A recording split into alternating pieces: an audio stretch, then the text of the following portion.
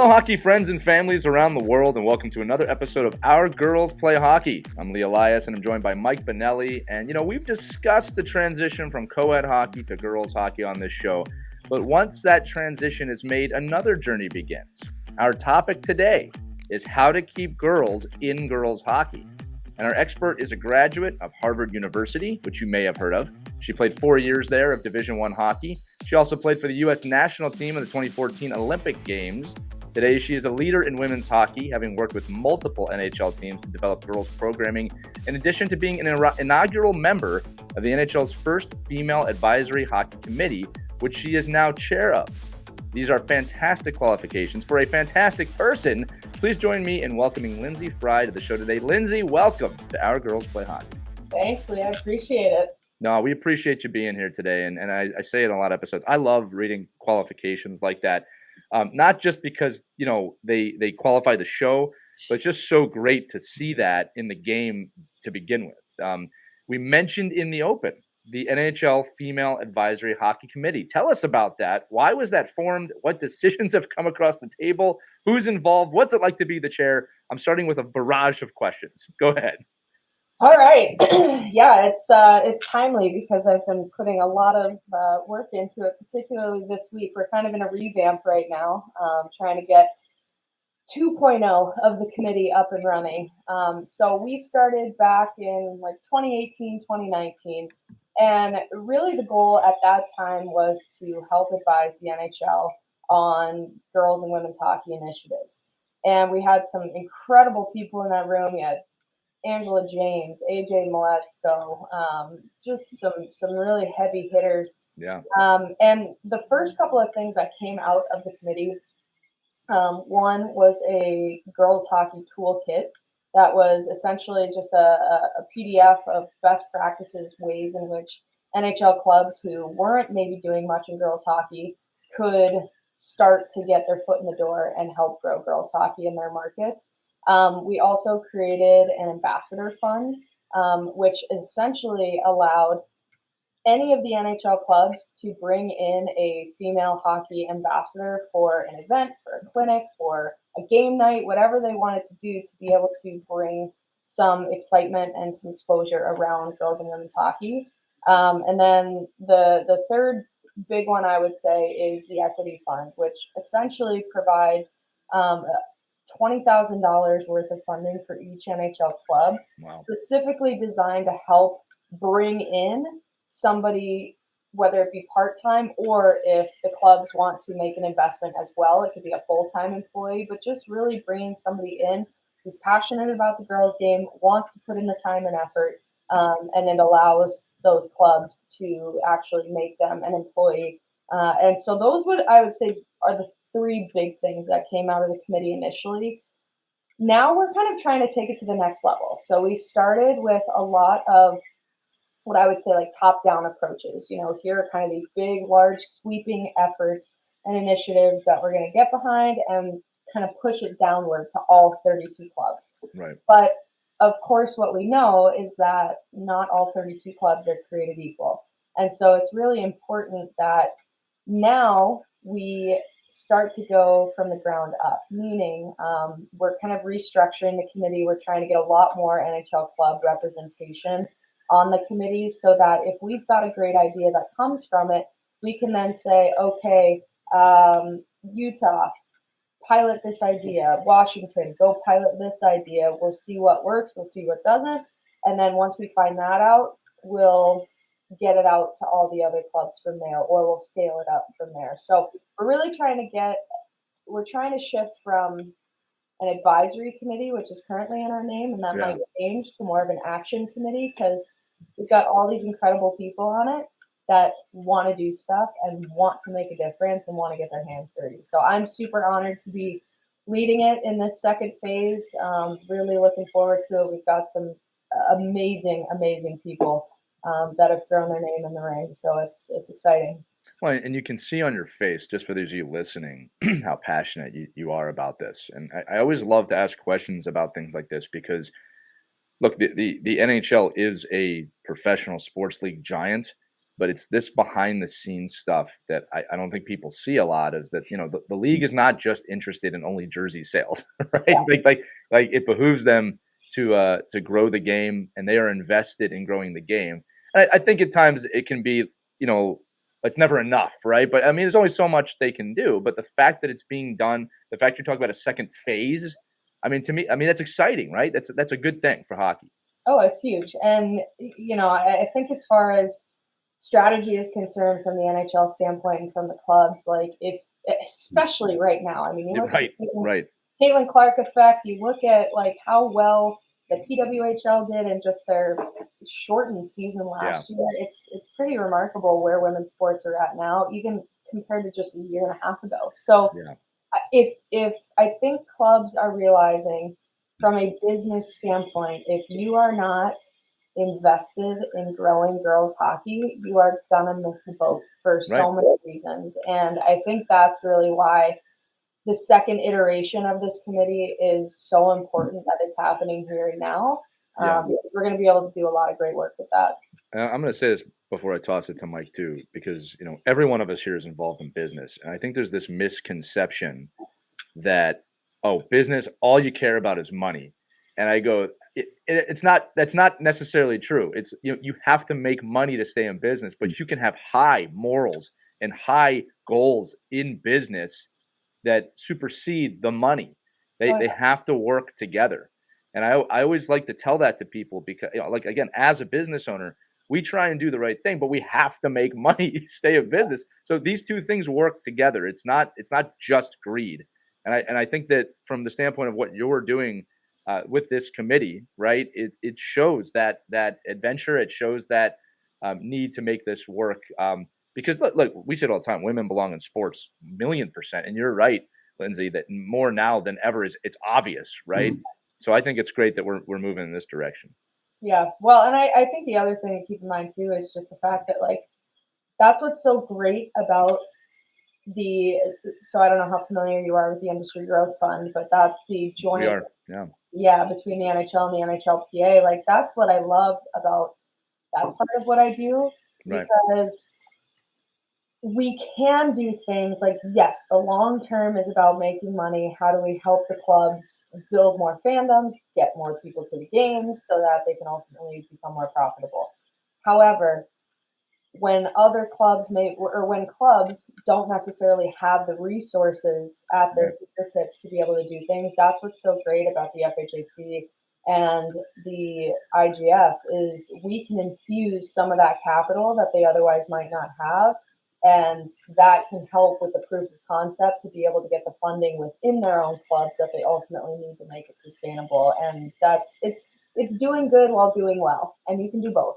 I totally agree with that. And again, I'll close this little segment here. We're talking about the business side of keeping girls and girls hockey. Let's actually talk about the hockey side of keeping girls and girls hockey. And for that, I'm going to sauce this puck over to Michael Bonelli, ladies and gentlemen. Put your snaps Well, and your hands together for Mr. Mike. yeah, keep it going. I think no, so. I think I'm like me. I'm a benefactor of this, right? So I'm in the New York area. You know, the Rangers have put a lot of programming behind girls and women's hockey. I was just at another hockey summit with guys like Matt Herr and, you know, Steve Aurelio and JC and people like that know that not only, you know, because I don't know if it's that they don't have the resources. I mean, the New York Rangers have the resources. There's no doubt about that. But what they might not have is the expertise of somebody injecting these subject matter experts into their, you know, into their ecosystem, right? Because there haven't been top women hockey players in the sport of hockey at the NHL level. Like they haven't gone through the NHL. It's easy to get Adam Graves to go do an outreach program for boys. He played with boys. He grew up playing boys hockey and men's hockey. So when I get to see, like when Mike Bonelli speaking to a 6-year-old girl at a Try Hockey for Free event, it's not impactful at all. When Megan Bozak comes in and speaks to these girls, it is like the greatest thing on earth. And you could see like the way they leave and the way she interacts with them, how important it is for women to be with girls and show them this path exists. But more importantly, I just think there's a different energy. I think I have great energy with the girls programs, but she doesn't need any energy. She is the energy. There's the aura. You know, and I think when I see that out of anybody that goes through these programs from the women's side of the growth initiative, you know, that's important. I think, Lindsay, for you, like knowing that you've grown and created this program in Arizona, you know, for all girls, right, an all girls hockey program. How can you just talk a little bit about how that model has helped you, you know, make competitive hockey across the league, like having the blueprint and the format that you've already established in a very competitive hockey program that's flourishing in a non-traditional part of the country, and how that could be replicated for all girls hockey across the U.S. and Canada? Yeah, you know, I think for us, so a lot of people I think just don't know where to start.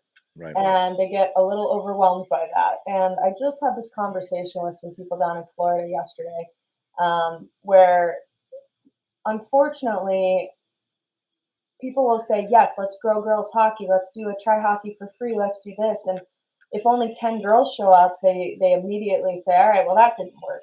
Right. It's like anything, right? You got to give it some lead time. You got to believe in it. You got to trust the process. So in our case here, what was mind-blowing to me is the fact that when I left Arizona and when I got home after college, girls hockey had not seemed to evolve at all. Like when I was a little kid, the max was 2 to 4 girls teams at any given time. When I got home from college, there were 4 girls teams. And I'm like, how is this possible? And so I ended up getting, I guess, recruited to the Coyotes by a buddy of mine who I grew up with named Matt Schad, who's unfortunately no longer with us. But he was running the amateur hockey development department for the Coyotes at the time, and he said, "Let's fix it. Let's fix girls hockey. Let's make it better." And because the weird thing is girls hockey numbers in Arizona, if you just looked at the USA Hockey data, it was growing, but the teams weren't. So we're like, what's going on here? And so we realized that there were 2 issues. One, all of these teams were like 12U and older. So we were essentially relying on boys programs to be the pipeline for girls hockey. And that was not going to work. Okay, because their passion was not growing girls hockey. So that was problem number 1. Problem number 2 was, okay, well, we're losing a lot of girls because what do they really have? They've got like this kind of 2 very recreational opportunities, which, like, yes, that's fine, but for the kids that want to do something with this, they were leaving the state just like I did. So we kind of viewed it as, all right, we've got the base of the pyramid, we've got the tip of the pyramid, and we need to simultaneously kind of work on both so that we can eventually close the gap between the 2. And so we started one of our IGF programs years and years ago now, was starting a girls continue to play. So we had all of the girls that went through Learn to Play. We would then offer them the opportunity to go into a program that Matt named Small Fries, that I've run for 7 or 8 years now. And we basically put all of the girls in one program together over the summer. And it's pretty immersive in the sense that it's twice a week, April through August. And the whole point of that is to, 1, make them just fall in love with it, being out there with other girls. We only put female coaches on the ice. It is just an all-girls, awesome experience. So 1, it's that retention piece from Learn to Play to the next step. But 2, we have a lot of girls who, especially in Arizona, like their parents don't know that hockey's an option sometimes until they're 9, 10, 11 years old. And so we're taking a hockey player who is brand new at 10 years old when the boys maybe have played since they were 5 years old. Like, we need to do some effort and be intentional in trying to catch those girls up a little bit before we just throw them into a league. And so that program has been extremely successful. We get anywhere from 35 to 60 girls per year, which, again, some people might say, well, that's not very many. Well, 35 to 60 girls, I mean, that can be 4 or 5 new girls teams, like at the house level. That is extremely impactful. Right. And so from there, we put them into now what we've got. So again, going back to the top of the pyramid, we kind of went into it with the mindset of if we build it, they will come. And that's fine when you've already got a base of kids playing, which we did. And we said, you know what, we're gonna use the muscle of the NHL team and the support of the NHL team to build the most premier hockey experience we possibly can, and get and give it to the girls. And that's really what we did. And we took it in that first year from those 4 teams that were split across 2 different organizations. We absorbed those, and we took Arizona girls hockey from 4 teams to 9 teams just right when we started, because of that kind of 2-pronged approach. The other thing we do that I think is really powerful is our rec program. So we have like our development program that's more house level teams, and then we've got our elite program, which is our travel teams. Our development program, because again, you get that brand new 10-year-old, and if you throw them in with other 10-year-old boys who have been playing for 5 years, they're going to hate it. And so we actually do combo teams at the rec level, so that, you know, if you're a 10U, you can play on an 8U, 10U combo team and play down, so that it's safe, it's comfortable. You might be a foot and a half taller than all the boys, but it's fine. But yeah, it's been extremely successful. So this year we've got 18 teams, and that's 5-6 years of just layering on top of all that we've been doing. And so I think for me, that's always what I recommend to people that want to get into this space is you've got to always be focused on your pipeline. You can never take your foot off the gas with your pipeline, but then you've got to make sure that you've got the infrastructure in place to make it a good experience to keep them in it for the long run. And we can talk about the 1,000,001 barriers with that, and the constant fight that goes on to kind of get over some of the hurdles that people inevitably face. But it's you put in the work and good things will happen. I totally agree. A few things on what you just said. One is going all the way back to the beginning of the answer to this question. There was a question of how come this hasn't changed? Why hasn't this changed? And I think that we say it all the time on the show, great answers come from great questions. That was a great question. And there were people such as yourself that searched out an answer. So I think when it comes to keeping girls in girls hockey, for the audience listening, if you get a question like that in your head, you may be the one that needs to answer it, right? Yeah. It's one thing to ask it. It's another thing to take action. The other thing that I wanted to talk about was I remember you saying that there might only be 10 girls there the first time. I've done a lot of work with the Puerto Rican Ice Hockey Association, and in the early years of that program, there was a team, like it was basically an adult league team, and that organization has grown into hundreds of peoples now. Now, a national women's team, 2 national men's teams, youth teams at multiple age groups, and this is all within 5 years. Yeah. Right. So it like you said, you got to stick with it. It creates new hurdles. Echoing what you said, they have programming throughout the year at different cities around the United States. Again, this is obviously a national program, but the idea is you've got to keep doing those touch points. You got to bring people together. You got to create and then cultivate that community. And I think that before I get to my next question, like that's part of it, right, Lindsay? You have to create a community and then cultivate it. It's not enough just to start, right? Yeah. You've got to grow it beyond that. It's again, so like I really think of myself as a businesswoman first and foremost. Like you have to treat it like a business, right? And there's a lot of different aspects of that. Now, that doesn't mean that you're gouging people for money. Like, we actively are working on our fundraising initiatives. We're constantly trying to keep costs as low as we can. Right. But you have to create the infrastructure. You have to. So, like in our case, eventually we couldn't be sustainable anymore as we had more and more and more teams if it was just the same, 4 or 5 people doing all of the work. You would never do that in a business. Right. And so we eventually had to, I don't want to say let go of the reins, but we had to build an organization. We had to get ourselves into a system where we had a reporting structure, we had committees, we had a way to leverage the passionate parents within our organization and put them in a position to where they could be an asset to what we were trying to do and build. And I think a lot of times what I saw in Arizona over the last 30 years is prior to us coming in, it was a lot of this. Like you could literally see the iterations. You know, you go back 30 years and it was, 1.0 of the Lady Coyotes. Couple passionate dads built it up, and then the kids graduated. Next was the Arizona Select. Passionate dad built it up, and it got tired. And it was just the same thing. Yeah. And so you talk about, why is this so hard?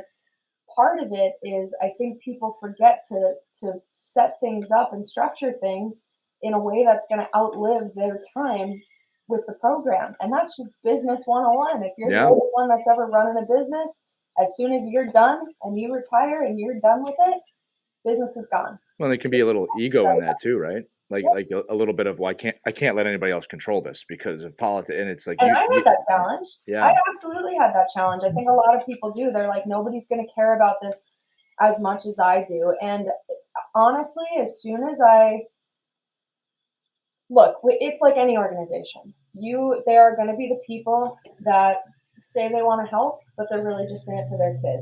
And then there are the people that, oh my gosh, like they will put in the work and the effort, and they're the good ones. And what I've learned over the years is you have to find ways we talked about piloting things earlier, you have to find ways to put people in positions where you can kind of see if they're in it for the right reasons. For sure.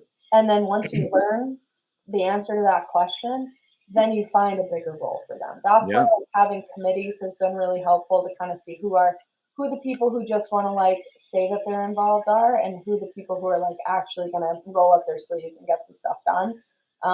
And that's been really good. But you need those people. You have to have those people. Plus you had some good East Coasters out there. I think you had Rossi out there for a little bit, and Clark. There were two women that were ex-college hockey players, transplanted into the the Arizona desert there. But you need passionate people, right? That don't have, it's great to have parents and people and have kids that are in the program, but it's also really important, like you said, to continue to find people that want to give back and build a legacy without worrying about. Like I do this in our lacrosse community. Like our board members have say they have a fifth grader. Well, when that fifth grader becomes a sixth grader, they no longer care about the fifth graders. And I think having people involved that are still passionate and advisory, but that understand it, they're only there for the time period their kids are there, which is fine. But we have to build in resources and programming that sustains whether every parent in the building can leave. And this program still has to be able to function with the people that are there because they just don't have an invested interest in their own kid. That's where the money has to come in. I mean, it becomes a place where, like, when it disappears, it was like, oh, what happened? How come that's not happening anymore? Well, you realize this thing costs. I mean, I think people discount the cost of things because parents supplement it by giving their own time. But if you're not going to have a parent that gives that time, and we're seeing that across the country in every sport, right? There's less volunteerism and more I'll just pay somebody to run this. So all of a sudden the cost gets higher and higher and higher because there's nobody, like your scheduler now is a paid person. Your registrar is a paid person. Like instead of the old days, not too long ago where your scheduler, some mom and dad that just decided they were going to put in the 20 hours a week gratis and make it work. But the more we give away as parents, volunteerism, the more these programs are going to rise in cost. And then programs like yours, thank God, are there to take that IGF money and take that funding and insert the organizational structure so that you can continue to do these things. Because all of us hate it, right? All of us hate seeing all this great effort going and starting something. And then you come back 3 years later and go, what happened to that program? Oh, that one dad who was crazy passionate, he left and went to this other organization. Well, Mike, I think Lindsay gave some really, it's crazy. Yeah, Lindsay, you gave great advice there before about testing people out, right? And like it's funny. I feel like Mike, we've talked about that before. From like when you have overzealous parents, give them a responsibility, and you'll find out how serious they are. Yes. Because they get very quiet if they don't want to do that job. But I find this in business as well. Is that you've got to, I don't know if test is the right word, but you got to put people in positions where they can succeed, or if they're meant to succeed, you'll see that. I actually think that's great advice for the audience because again, you have to be willing to delegate some responsibility if you want to grow your organization, whether it's hockey or business. And sometimes they're going to make mistakes, and then you have to see how they respond to that. If you put someone in a leadership position, they make a mistake, and then they do everything they can to rectify that, you found something right there, right? And you can't come back, right, Lindsay, with a "I wouldn't have made that mistake," but you can't do that. No, and that's where like before that comes with time. That comes with, again, when you've got the right structure in place, mistakes are not as drastic. Right. But when you've got a super, super small group of people doing all of the work, one, more things are going to slip through the cracks and you're probably going to screw up more. Yep. But two, like when people see a lot more touch points that they can interact with as like a person of leadership or somebody who can get to the person at the top and take their concerns somewhere, I think there's a lot more trust that, okay, yes, they might make a mistake here and there, but there just seems to be a higher level of grace and forgiveness when those mistakes are made. Sure. When they know how many people are in different positions trying to make things better. And when some of them are parents, what I've found is like, then all of a sudden it's not us against them. It's like, all right, this is my peer as another parent trying to make a difference. Like I'm going to show them a little bit more forgiveness than, perhaps Right. the paid staff at the top. But going back to the payment thing, this might sound contradictory to what I was talking about earlier. I am actually a huge proponent in paying people. Now, that does not mean you have to pay them a crazy, crazy amount, but like even our rec level coaches, we give them a very, very small stipend. For me as a leader, like if I want to create a professional organization that people love and trust, for me, it's accountability. Yeah. And that's always a thing. Like, that's why, yes, our volunteer committee's amazing. It's great. But if I've got a coach that's not showing up because they're too busy, like for me to be able to say, hey, like you have a contract. You like this is something that you agreed to. It just allows me to hold people accountable in a way that I think sometimes can unravel the fabric and the trust for organizations. And so it's a balance. It's figuring out how you can leverage the volunteers and how you can leverage the paid people. And obviously, size is a big, if you've got one team, yeah, you're probably not paying people. But we've got 18 teams. I'm like, I need to make sure that some of the people that are working on this machine are feeling compensated, and most of them are parents. It just goes back to their kids' fees anyway. So it's all secular. Yeah, but it does make it does put skin in the game, right? It makes it so like I know like the adult leagues I've run forever, right? I've always made everybody on the East Coast gives goalies free, like they are goalies free. So I've always charged our goalies, and if you show up for all 10 games, you get your money back. Like just if you don't show up and you blow us off and we can't have a game, then you're getting billed. Like I think that's kind of the same way, for us as volunteers.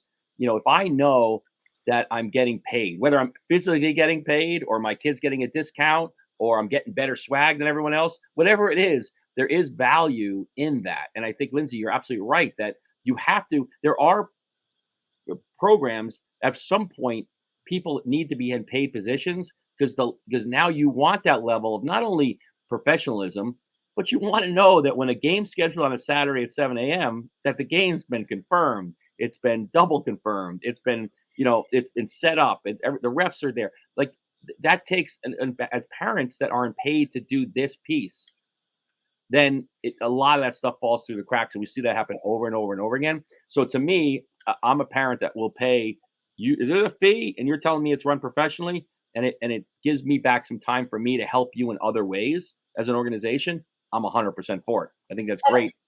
And I think the reality too, like people listening to this might be like, okay, what is you guys are going in a completely different direction. I'm here to figure out how we keep girls hockey or girls in hockey. I think like this is such an underestimated part of it, because as soon as things start slipping through the cracks, as soon as things start falling apart, you lose trust. And the reality for our girls that play is they do have another option. They can play co-ed. They can go to prep school. They can go elsewhere. Like, you have to be dialed in on the back end if you want to put out a quality product on the front end. And ultimately, like, I believe in youth sports, we have to be even better than a traditional company, because we are dealing with the two things that people are extremely emotional about: their children and their money. Right. And we are asking for, especially in Arizona, ice is expensive. We are asking for a lot of money, a lot of travel, a lot of time. And so if we are not really showing them that their kids are getting absolute top-notch quality, then they're going to go to the boys program down the street where they see that quality, and that's where they're going to play. And so it's this kind of stuff is so much more important than I think people realize. The other thing that I think we do a little bit different that perhaps some people don't consider, a lot of times if you fall into that trap of like, let's just make it as cheap as possible. Yes, we want to keep costs low. Everybody, find me a business that doesn't want to keep costs low. However, if you just marketing 101, price is an indicator of what you're going to get. So you could have the absolute best product in the entire world, and if you charge $1 for it, there are going to be people that don't buy it because they see that as, all right, well, that's way cheaper than the other programs, so I don't know if that's really where I want to, if that's the quality I'm looking for. So I think a lot of times we underestimate that families are willing to invest in something that they think is quality and is going to make their daughters' lives better. And so sometimes I think with certain programs, when it's all just, scrappy parents trying to make it work, which again is a wonderful, wonderful starting place. But Mike, to your point, as things start slipping through the cracks, as things start, now all of a sudden it's like, all right, well, I paid for what I got. Like, now I'm frustrated. Now I'm annoyed. Now I'm going to try to figure out something else. And it just can get really, really messy. And so I think what we've tried to do is we do massive fundraisers every year. And then we evenly distribute that. Well, we have like an algorithm based on whether it's travel team, the rec team, how much they travel, etc. And we distribute, that big pot to everybody to try to reduce their costs a bit at the start of the next season. But then for the kids who truly cannot afford that price point, we do a massive fundraiser annually just for our financial assistance fund. And so that way, the kids that really, really need the help, we can help. But the families who are willing to invest and pay for the quality of the program that they're getting, we allow them to pay for that. And it's just, you've got to find, just like any business, you've got to find that balance between the two. And it takes time, and it takes a lot of effort, for sure. Note to listeners, if Mike Benelli puts out a shooting clinic for $15, it is well worth it. Now, I'll charge $75 if you want to do it, but my $15 clinic is well worth it. Just thinking about that, Lindsay, because you mentioned about, the challenges, right, of not running a great program, or if you're running a program, like where the drop off is and why people change. And Lee, I know I'm jumping in a little bit, but you're good. Go for it. Have you faced getting girls involved in hockey, right, and then keeping them in hockey? Not so much them leaving to go to a boys team or another program, but what are the challenges of just saying, hey, you got to jump in, and then how do we keep you in? And where do you feel like the pitfalls are that we do as organizations that have these girls kind of branching off? Well, a lot of communities only have one girls program. In our case, we have one girls program for the entire state of Arizona. And so that increases the pressure. I mean, when you've got the monopoly, like you better be able to deliver the best quality product, because while yes, some families will say, okay, I'm just jumping ship or whatever, or I'm going to go play boys. Like, a lot of girls have no interest in that. They don't have an interest in going to prep school. They don't have an interest in playing boys hockey. They love it because they love playing girls hockey. So if they don't have a good experience, then their alternative is to just quit. And so I think, it goes back to, we've got to make sure we're putting together the best possible experience that we can. That's the no-brainer. I think some of the other things are recognizing that not all girls are created equal. So how, it always makes me chuckle. And I fight this battle sometimes with our state board, where they're like, well, I don't understand why we need to, allow this girl to play up when she could just play boys. And I'm like, I was the girl that was perfectly fine playing boys.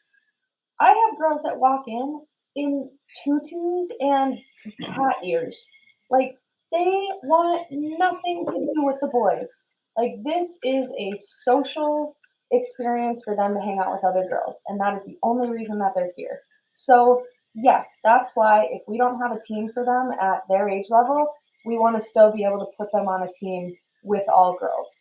And so I think sometimes it's as simple as just getting over some of that mentality and that stigma of, well, back in 20 years ago, girls just played with the boys. And it's like, yeah, and we didn't have as many girls playing hockey back then because we were missing out on an entirely different demographic. Well, and nobody cared. Like, anybody's like, oh, you're a girl, you probably don't play hockey anyway. Like, we just had a guest last week, right? It's like, I wasn't even offered to me because it was like, oh no, my brothers play hockey. Right. Like, so now it's there. It's this, like, I mean, it's so foreign to me because I'm just like, I don't know. You come in, you're 5 years old, you want to play hockey, you play hockey. I don't care, what you are. So, but you're absolutely right. Having the ability to manage the parent that wants the elite athlete and the one that wants the tutu athlete to work together and symbiotically, to try to be in the same rink. And it's hard to do. It's a hard juggle. I always like to bring up, in moments like this, from what you both said, like one of my favorite quotes from a woman, Grace Hopper, who is a rear admiral in the Navy. The most dangerous phrase in the language is, "We've always done it this way." If you are saying that, you're in danger. Yeah. if you say that or think, well, 20 years ago it was done this, what are you doing? You can't apply that to any 20 years ago. The internet was in its infancy. Yeah, no, it's so true. And I even had to challenge my own biases. And I think that's to your point. You hit it right on the head. Like, even some of the really, really passionate people who want to grow it, we still have to constantly check ourselves. We have to recognize that what girls value today is very different than what we valued 20 years ago, even as women. So we need to be able to figure out how we can reach all of them. It's no different. Again, for me, it comes back to business. Like, it's a marketing problem. Okay, we've got to be able to understand our customers. We've got to be able to understand the different segments of who we're working with. And furthermore, I think one of the biggest challenges that places face is when they've got a limited pool of girls, so they've got a ton of different talent. In almost any other sport, like, you would never put a beginner with an elite player, and yet we try to do it all over the country all the time because of how small the pool of girls is. And nobody wins in that. and neither player wins. Yeah. Marketing, it's straddling. And so trying to, I think a lot of times we try to force things, whereas instead of, hey, we're going to beg and plead and try to keep that elite player here rather than having her go play elsewhere. Like, yes, if she wants to, that's wonderful, but focus on where you're at. Focus on what your strengths are. Focus on like building it up so that you don't have to beg that player to stay in order to have a team. And I know that's a really, really hard pill to swallow. And especially at the beginning, you know, you're going to have to try to keep at least some of those players that maybe are on the edge of needing to go elsewhere. But I just think like you can't, we've seen it where it's, you know, they try to build a team around one or two kids. And as soon as that one or two kids decide to depart, like it crumbles. The other thing I see with that is with those passionate parents, you know, sometimes you get the group that started the program when the kids were 9 years old and they've grown up, and all of a sudden now that 19U team is like really good. But you look at the rest of the organization and it's average. And it's like, again, you've got to find, if you want to make sure that you keep your product strong and you keep it a place where girls want to keep coming back and want to sign up and are excited because this is the cool thing to do, you can't fall into that trap of obsessing over one group or one birth year. And that goes to like board representation. Do you have a representative from the different segments of your program on your board weighing in on certain things? That was a blind spot for us for a long time. Now we have parent reps for the different levels on our board. And, you know, anyone that runs a big organization knows you spend a lot of your time on your travel program because that's where the most money is. More money, more problems, right? Like there's just always something. And then, you know, our development rep chimes in and is like, hey, I've got a little bit of an uprising that I'm dealing with right now because people are pissed off about X, Y, or Z. And you're like, oh, I thought the rec kids were all just happy. Dandy, yeah. Well, if your rec kids aren't happy, your travel program in 5 years is not going to be strong. So it's just, it all has to work together. I mean, Lindsay, we've talked on the show, and Mike has done a great job in researching kind of youth hockey in other countries.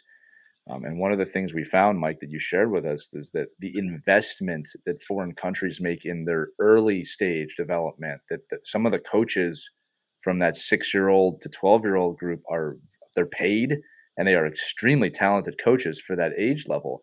And I'm going to echo what you say. I see this across the board. There's a nonchalant attitude sometimes with the might and the squirt age groups of, oh, they'll be fine. They're going to love hockey. And, you know, the truth is this, if you're not developing those kids correctly, all right, because the amount of times that I hear about rankings and score lines and standings, and not that I don't care about those things, but they are not the priority over the development of this kid who can't skate, right?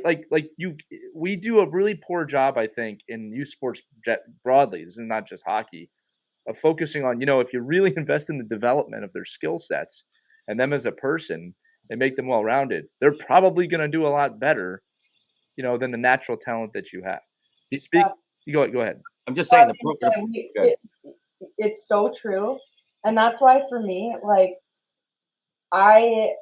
is running small fries in the summer the most convenient thing in the world for me? No. But do I still do it? Hell yeah, I do. Yeah. Because I need to be able to show that this is something that matters. Like building our pipeline, building our base, getting those kids ready to enter our program is so, so important. And that's why I need to be there. And I want to be there. And we're bringing some of our strong female coaches out there. It's not just, you know, we've got, and we're also now bringing a lot of our like 16 and 19U players out there and teaching them to be coaches. I love that. We're going to need them down the road. But yeah, because of exactly that, we've got to be able to develop that talent so that they like it. They are confident in themselves. They're confident in their ability, and ultimately down the road, they're able to compete. I just want to say to everyone listening, whether you love our girls play hockey, our kids play hockey, whatever, I am a big believer in having your older kids volunteer their time to work with the younger kids. Not only is it rewarding for the older kids, they don't realize that till they get there, ever, right? They'll complain, but you're building, as you said, that pipeline. There, it doesn't matter how good Mike and I are at how good Mike and I are at coaching. If we bring an 18-year-old kid on the ice, the kids are listening to that kid. It doesn't matter what we know. You know what I mean? They both love it. They both sides love it. The kids Yeah. love it, and the kids love it. Like they love they both love doing it. Now all about it. You can't have a 19-year-old do 40 Saturday mornings in a row. No. Then they don't love it, right? But we talked about this a lot, Lindsay, too, on other shows. Like build those teams of kids. You have a 19U girls team, then get them to be teams within the team. Like, okay, you three girls are one of our teams, right? So one of you have to be here for each of these sessions. The other two sleep in, but you know what happens? They get up, they come. I mean, it's amazing when they get invested and they have a little 6-year-old looking up at them, like thinking they're, Lindsay Fry. It's like, holy crap, like this is like what I want to do. Like this is who I want to be. And I think to kind of piggyback on what you said earlier about, the programs of excellence do have their best coaches running the start of the funnel. True. That is so true. The problem is, like, as a guy who's hired, countless hockey directors, my biggest red flag is when somebody comes in and wants to be like a leader in the club and they only ask about the 18U select team. Yeah. I'm like, I don't even care about the 18 select team. You're not even going to be here by then. Like you're going to probably be fired by that time. I said, so I need you to want to love to bring in every 5 and 6 and 7-year-old kid I can find, within 40 miles of my building. And I need you to be the best, most energized, high performance coach there is. Because I think, and Lindsay, you've grown up in the USA hockey system. I mean, you've seen like if you don't have great fundamentals at the beginning and passion built into a player, there's no way you're going to have a great 19U team or an Olympic team or professional women's hockey players. So finding those people, I think if you go back to USA Hockey and what Lindsay described, actually, if you're listening to this and you're a director or somebody in charge of your girls program, go into USA Hockey, go find a model club application. You don't have to apply for it, but if you follow the guidelines of having an 8U director, a 10U director, a 12U director, all these points of emphasis and people that answer to the other group, it's going to lighten the load. It is the best practice, and it's proven. Lindsay's program is one of those programs that proves it, that you get all these people involved. They all have ownership in the growth of the program. It makes it easier for the person who's directing it, but really ultimately it makes it better for everyone because you just have higher performing athletes at the end of it that are having fun too, to boot, right? So I think it's something definitely to, if you're interested in growing girls and women's hockey and building a pipeline, follow Lindsay's program. We've all paid USA Hockey fees. Follow USA Hockey's fees. They're free. Take them. They did it. They've done all the work for you. Just follow the model, and it works. Yep. There's so many places we can go for him, Mike. Because I was helping a team out the other day. Well, I get so mad because Lindsay said it. Like, why are we reinventing the wheel every single year? Look. It's I'll tell you, there for you. I'll tell you how simple this goes, and we'll get right back to the topic. But I've got a great coach, dad, right attitude for youth hockey, and he was a little lost on his practice planning. And I said, like, do you have the USA Hockey mobile app? And he's like, no, why? I said, because they'll make the practice for you. You don't have to do anything.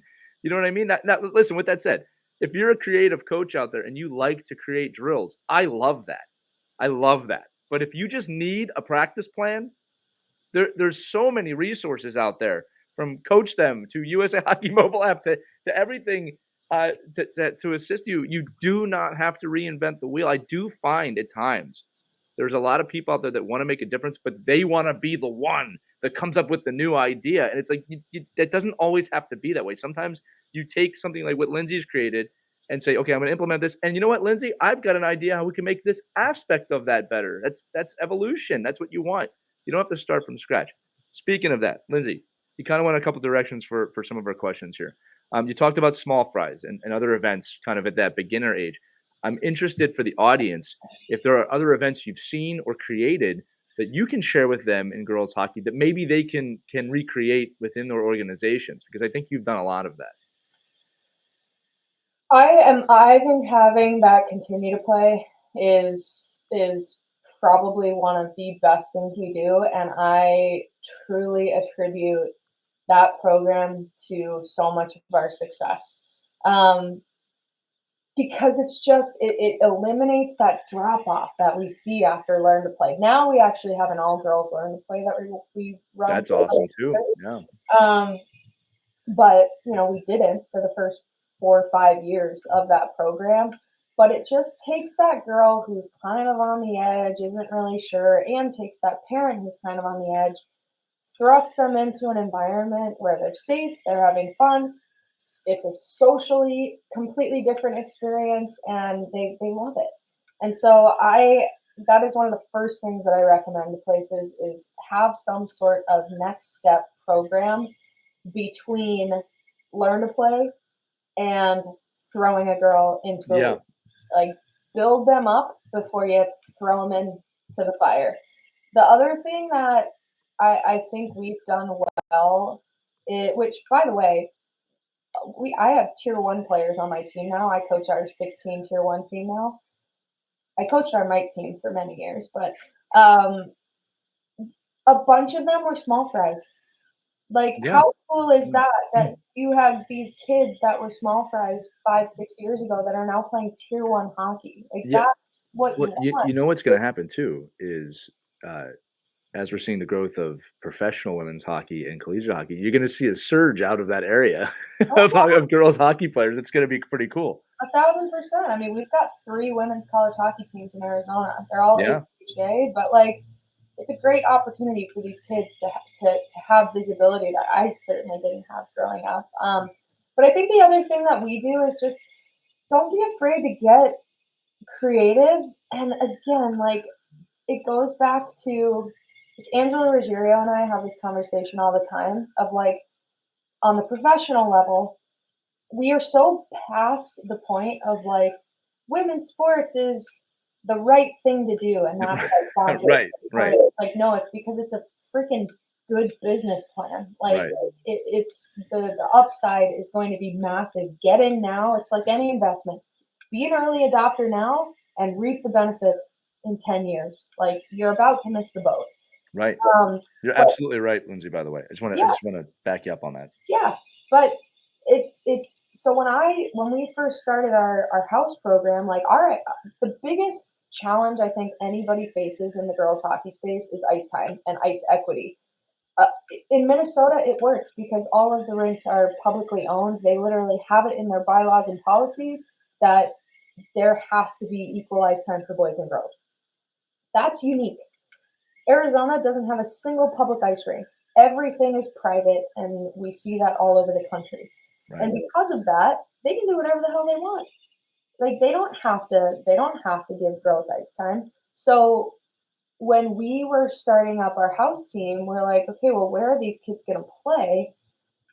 We went to the rinks and put together a legitimate business proposal.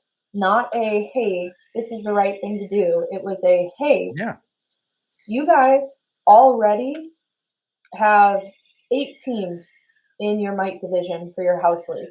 Reserve 15 of those spots, and we will fill them for you. You guys get to say that you're supporting girls hockey. It's going to make you look good from a PR standpoint, but from a business standpoint, it will not change your top line. You are going to get the exact same amount of revenue by us doing this relative to, and I go, and if I don't deliver on the 15 players and I only get you 12, we'll pay the difference. Yeah. But, like, it is not, you literally have to do nothing, and you get to say, we support girls hockey. I like the way you're doing it. So being able to present it in that way, rather than, I think sometimes, like, don't get me wrong, there are times you got to pick your battles, and there are times where you got to go in and really fight. But there are also times where it's like, you got to just present it as a business case. And that's what's going to speak, especially to a lot of these private rinks. Right. So it's I think now we have so much data and so much information on programs around the country. Again, we talked about like showing that runway. If we can equip some of these programs that are up and coming to be able to say, hey, look, in Arizona or in Florida or wherever it is, this is what it looked like after 5 years. This is why I'm asking you to get in now. If we in 5 years have not like created proof of concept for you, we can scrap it. But those are usually not the conversations that take place. It's, you suck. Why are you guys, you don't care about girls and women. You don't care. And it's like, that's just not how you're going to get things done. No, never. And again, nobody wants to feel that way. Number one. Number two, I like it. It kind of goes back to what we were saying about paying or being paid. Don't devalue the product, right? Saying it's the right thing to do, which may be true, devalues you. It's not just the right thing to do anymore. You said that perfectly, Lindsay. Like this is a fledgling business, right? Lindsay, you work with Matt Herr a lot, I'm sure, at Direct, and I think, and Matt sat there with like basically a calculator with like, I don't know, 15, 18 rink owners the other night. We were in a meeting, and he's like, this is more valuable if you go this way. Like, let me show you. Like, we have a joke around here on the East Coast. Like, well, I produce all these hockey players, and I send them all to Marlborough, Massachusetts every weekend to go play and spend their money in that guy's rink. I don't know the owner of that rink. I mean, why are they spending money in my rink? Like, so like, I think just understanding how the business of hockey works, and just understanding the business of a rec player's dollar is worth maybe more than a travel player's dollar, ultimately, because they're going to spend every dime in your building. They don't need to go anywhere else. And there's many, many, many more people. Now, again, as the funnel gets smaller, we know what happens, but there's many more people at 7 years old that are normal, right? Not crazy. Like, Lee, what's the saying? The hockey world is... That's it. It's, you're not crazy. The hockey world is crazy. Right. So, but most people outside the hockey world just don't know that. They're like, oh my God, that's that. You mean 5 a.m. practices? Yeah. And, God, I wish there was a podcast about this. Yeah. So I think this is the way, like, you go in and you just show the business owner, the rink, that not only can you make more money, it is the right thing to do, by the way, but you're going to make more money and produce more customers for you. And ultimately it helps me because I'm going to grow the game. So it's just, to me, there's no, what gets into it is you said it a couple of times earlier. It's the parents that seem to be the ones that drive this are the ones that have the kid that's elite. And the kid that's elite wants to become, and that parent wants to drive elite hockey more and more and more. And that person's going to leave anyway. If they're that good, they're leaving you at 16, going away. So, like, don't concentrate on that person. Concentrate on the person that's going to be with you, for a lifetime. The last question I have for you, Lindsay, and we kind of danced around this one. We know since we started Our Girls Play Hockey, we've gotten emails, a lot of emails actually, and some of those emails have said, hey, you've inspired me or this group of people to build a program or to grow this part of our program, which, by the way, to the listening audience, we are beyond flattered by that. Our goal is to inform, but when we hear that we're having impact, it really motivates us beyond belief. You spoke earlier about the importance of female role models and female ambassadors in this game. It's actually how we started the episode. I know there are women listening to this and men that want to take a role in that ambassadorship. How important is it that they step up? Now they have that thought, but how important is it that they step up and say, I'm going to do this? And how do they do that? Well, it's incredibly important. Soft question to end the episode. So. Yeah, right. We need passionate people. We need passionate people who are willing to move the needle and willing to accept that it might be a very small shift of the needle. But that, like, the phrase that I used when I was training for the Olympic team and what I still believe in wholeheartedly now is constant dripping hollows out a stone. If you're not going to see, for all the effort you put in, it might take a year, maybe even longer, for you to see the impact of what you're doing. But eventually you're going to look back and it will have made a difference. So I would just encourage people, like, if you're getting involved in girls hockey, buckle up, because you're going to feel like you're banging your head against the wall a lot, whether it's your state board, whether it's fighting to change policy, fighting with your rink, it's a lot. But you will move the needle if you stick with it. I think as far as how to do it, that is so market dependent, and it just really is based on what's available currently. But it can be something as simple as, hey, I'd love, if you're a female, I would love to come out and volunteer at your Learn to Play. And for 5 minutes, can I just have just the girls on the ice in the corner together as a group with me? It could be, hey, I go to one of the boys associations and say, hey, I know you guys have 10 girls within your sport program.